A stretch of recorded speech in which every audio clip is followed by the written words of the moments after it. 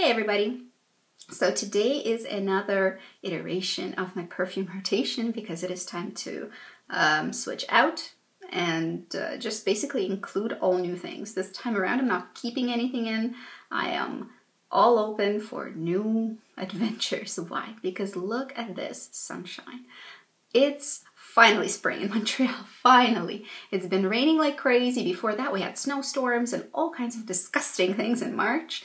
And now, finally in April, second week of April, it started to look like spring. It's outside 18 degrees, it's 18 degrees outside right now. It's gorgeous. So this calls for an absolute overhaul of the fragrance rotation and inclusion of fragrances that are going to work well with this wonderful warm sunny weather and really emulate spring. Really get me in the mood for, you know, dressing and acting and feeling like it's spring. So let's go over some things from previous rotation and short synopsis of that. One of the fragrances was used up, so we won't talk about it. My most favorite and most used fragrance from the previous rotation was a Chanel Allure. This is a love. It's soft, it's feminine, it's creamy, it's vanillic, it's floral, it's everything that a woman should be. It's gorgeous. Very, very beautiful, and I think quite versatile, but not really suitable to weather like we have now. It's a rather fall winter fragrance for me, maybe early spring as well, but I think in the summer it's a bit suffocating, so I'm putting it aside for colder days. Another thing that I've been using this month is Trésor by Lancôme. I've put a good dent into it. This is peachy goodness with some flowers, with some vanilla as well. True classic. This is not a fragrance that is like peak popularity right now. It's not. It does read slightly vintage, but it's super wearable, and the composition is so classic. But it is so incredibly versatile and wearable. I wore it less than I anticipated, but I still put a good dent into it. Now, the fragrance that I really tried to enjoy and failed miserably is the Jennifer Aniston fragrance, the Jennifer Aniston. I was incredibly disappointed. I did use up half of this bottle. I really tried to like it, but I'm giving up on this scent and I'm giving it away. It's just so blah. I'm wondering what the heck happened. I was so hopeful. I bought this blind. I didn't smell it. If I had smelt it, I would never have purchased it. Not because it's a bad fragrance. It's not so much that it's bad, is that it's so incredibly boring. It's a beachy fragrance. It's not so interesting. It's very basic. Some gardenia, some salt, some sand. Nothing interesting. Nothing. There are better beachy fragrances out there. The staying power is weak. The projection is next to nil. It evaporates pretty quickly. It does have a life on the skin, but it's really like it's nothing special. It's so blah. I felt every time I used it that I cheated on actually good perfumes with a subpar, mediocre one. Okay, let me give you a parallel. And this is, of course, like if you love this fragrance, good for you. It's lovely that you found something that you enjoy. But for me, this was an incredibly disappointing buy. Again and again, reiterating that I probably shouldn't be buying anything blind ever because it just doesn't work out most of the time. But this reminds me of this boring guy that is a nice guy, but you go on a date with him and you're bored out of your mind, and the next time he still calls you and you're thinking to yourself, I would rather hang myself than spend the evening listening to whatever it is he was talking about that I forgot about already. But he's a nice person, so you feel bad and you go again and it's just a mess. So I felt like I could have done so much better than this boring fragrance. There's so many more interesting, exciting, and well-composed fragrances. The quality's not really there. The interest factor or the you know, no hook. There's no hook. It's like a song without a chorus. I don't know what it was. I'm so getting rid of it. So I'm giving this guy away just because blah. Just because blah. And I don't recommend you purchase it. I think there are better buys out there at this price range as well. It's not that I'm saying, well, stick to the Chanel and you'll be fine. No, I think there are more interesting finds out there. I think Jessica Simpson makes more interesting fragrances. I think Sarah Jessica Parker makes more interesting fragrances. I think Taylor Swift makes fantastic fragrances. A similar price point. This is just, oh my goodness, what were they thinking?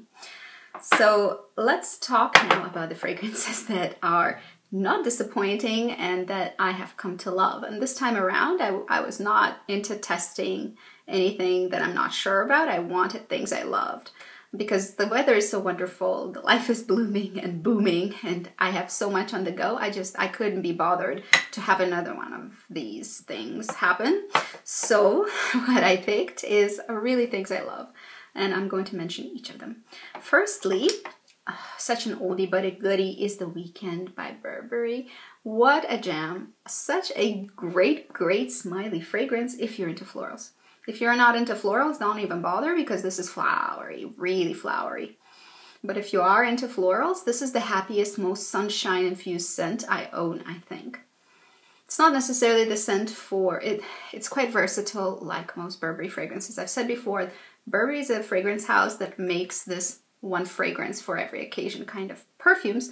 This can be said about Burberry Weekend. It's very flowery. It's not similar at all to any of the other ones that they make, but it is sunshine, it is marigolds, it is charming and just bursting with energy. This is a perfume that will give you a smile when you put it on in the morning. It's an energizer bunny for me, and it's so floral, and the florals aren't the annoying florals, and they're not rose-based florals, so it's not easy to find a scent like this. I think this is quite unique, actually. It's not a popular genre right now, the straight up marigold florals, but it's a meadow. It's a meadow drenched in sunshine. Maybe there's a brook running nearby. Birds are chirping, and it's just happy. Yay, happy. Maybe you're berry picking. I don't know. Something like that. So smile fragrance for sure for me. Next, I have my Chanel Chanson Tendre, and this has been loved.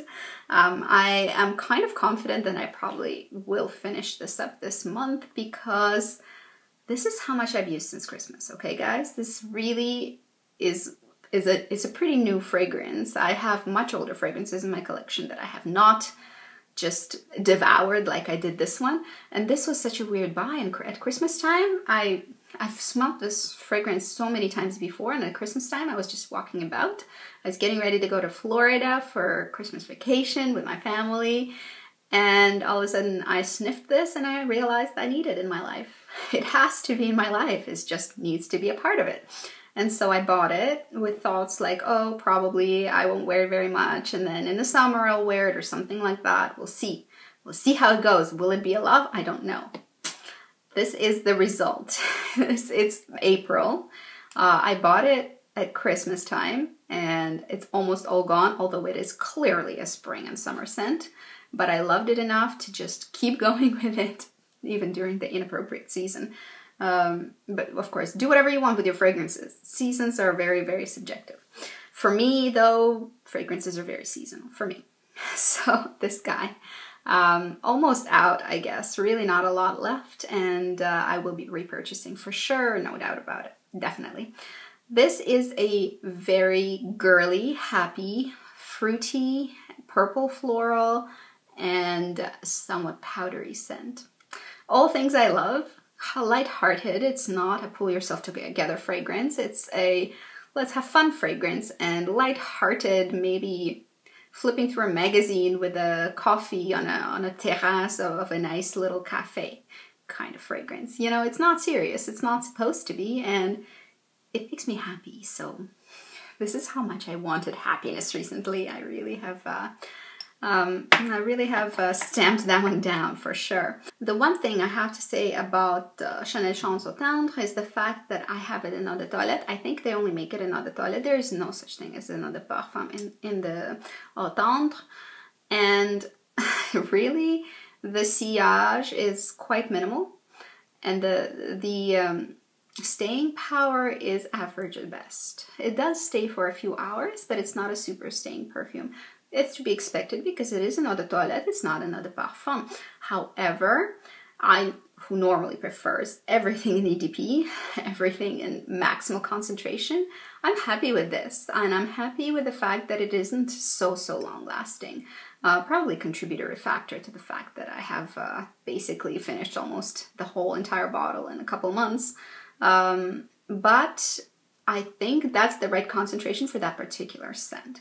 I still maintain that I do prefer the other parfums in everything, but I think in this particular scent, this was the right choice. I think they did a strategic pick here and did not put it in the other parfum, because this is a scent that is quite mythical. It's quite light, it's fluffy, and it has a certain je ne sais quoi to it, which is really geared towards a dreaminess that needs to be achieved by this very romantic scent, and I have to say that they make it happen. Then we have another lovely scent that I'm on my first bottle, but I am sort of considering that it'll probably be a repurchase. I'm fairly confident that it will be, and this is Lavanilla Laboratories Vanilla Grapefruit. I liked Vanilla Grapefruit the best out of the ones that I tested. I had a few minis, and finally I got this one in 30 mils to just see if it is going to be something that I'll reach for. And I have. This is a very recent purchase. This fragrance is really quite cute, I have to say. So the Lavanilla make these pretty simplistic, very straightforward, but good quality fragrances. I think they're like, I think their philosophy when it comes to fragrances is quite interesting. They're not so much making very complex scents. They're making very wearable, easy scents, and this is one of them. Usually I pick one fragrance at least out of the rotation to be a sort of sweet, pleasing, likable and edible scent, which is what my husband likes and which is what I like to wear around him. And this is definitely that. So here, what you see is what you get. It is a vanilla and grapefruit combination. The interesting thing I have to mention is that this vanilla is a very creamy, enveloping, delicious vanilla. And I actually find it very similar to the vanilla in Allure. I do think that the molecules here are congruent. They're sort of cousins. I wouldn't say they're direct siblings, but they're cousins. They're very similar. I can smell that they're very similar. The vanilla is very similar, but you know, Allure is a complex fragrance. It has many layers, it has many ingredients, and this one isn't. The vanilla's pretty much the same as in Allure, and otherwise this vanilla would be too sweet, sugary, and just like foody to me. And this is not what I like necessarily. However, grapefruit, which is quite fizzy and very lemonade-y in its nature in this fragrance, really cuts it. Cuts down the sweetness, it moderates the sweetness, and it makes the fragrance very wearable and not candy-like. Although this is a very simple composition, I do find that the quality is superior. Again, it's not the fact that I prefer everything super complicated, it's just I want the quality to be there and I want something interesting to be there. Here it's the quality of the vanilla. The vanilla is smooth and creamy and very cozy, much like in Allure, but the grapefruit really makes it quite wearable. Moreover, I think it is acceptable for spring and summer as well. I think this will not suffocate you, although the longevity is very decent. Like maybe 3 to 4 sprays will get you through 12 to 24 hours. On clothes, it is 24 hours or more. Very nice quality. Ingredients are clearly superior to many of the fragrances of the same nature. This is a smell that I adore, so I like this a lot, and I wear it quite frequently, considering that I just recently got this bottle. It's a winner. I may even repurchase it. We'll see though. Next we have my acquisition of this month. I absolutely fell in love with it. I'm so happy with the purchase, and I had very little doubt that I will buy this fragrance because Narciso Rodriguez is one of my favorite fragrance houses. I am a huge fan of their musk.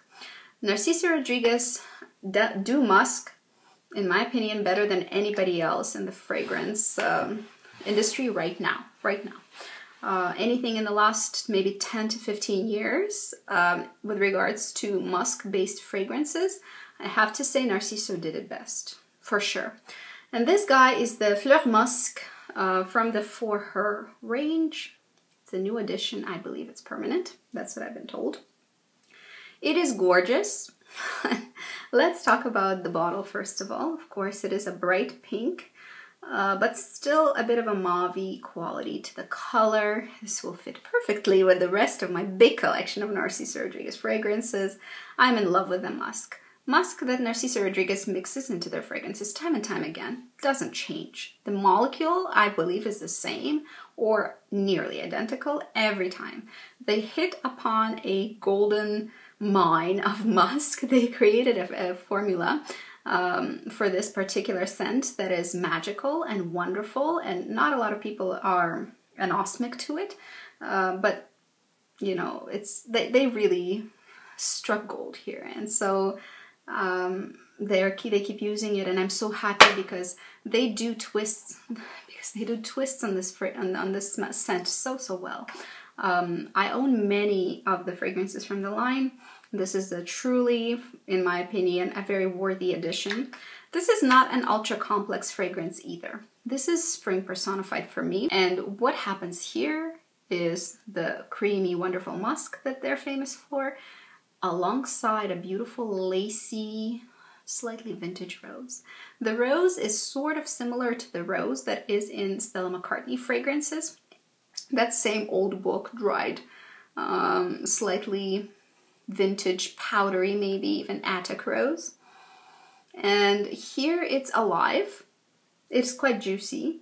And it also reminds me of the David Yurman fragrance, which I owned before and I will buy again for sure.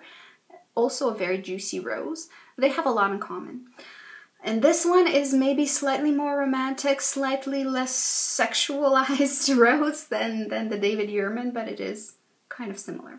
So no wonder that I really loved it. It was a good throwback to David Yurman when I owned it. And it's really lovely. Very wearable.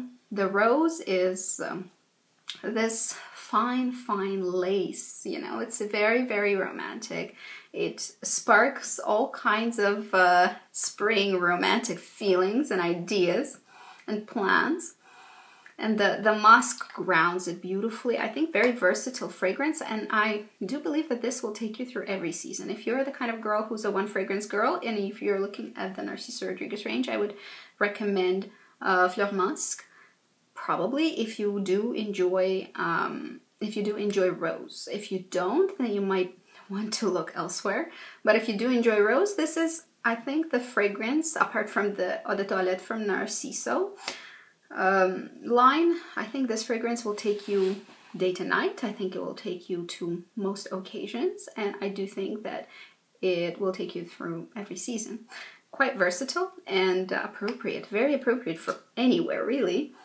In my opinion, very, very much soft feminine pick though. So if you are into creating an impression of a powerhouse, of a businesswoman, of a person who goes for things and takes them, then this is not it. This is softness. This is cooperation. This is dreaminess even. So this will not create that impression, but it is wearable to work. And I do think that it is the kind of fragrance that you can wear to anywhere. But I will probably make a separate video once we move about perfumes that are powerhouse, business lady, in charge perfumes, and I do love those. I need to really spend more time with it and date it for a while to see if I want to marry it, but so far I've been super impressed. The quality is fantastic. It lasts very nicely. It does change through time in a way that in the end it really smells like luxurious skincare products, which I love. So this is a big winner for me as well. That's it for my fragrance rotation. I hope it was fun for you to see what I'm going to be using this month.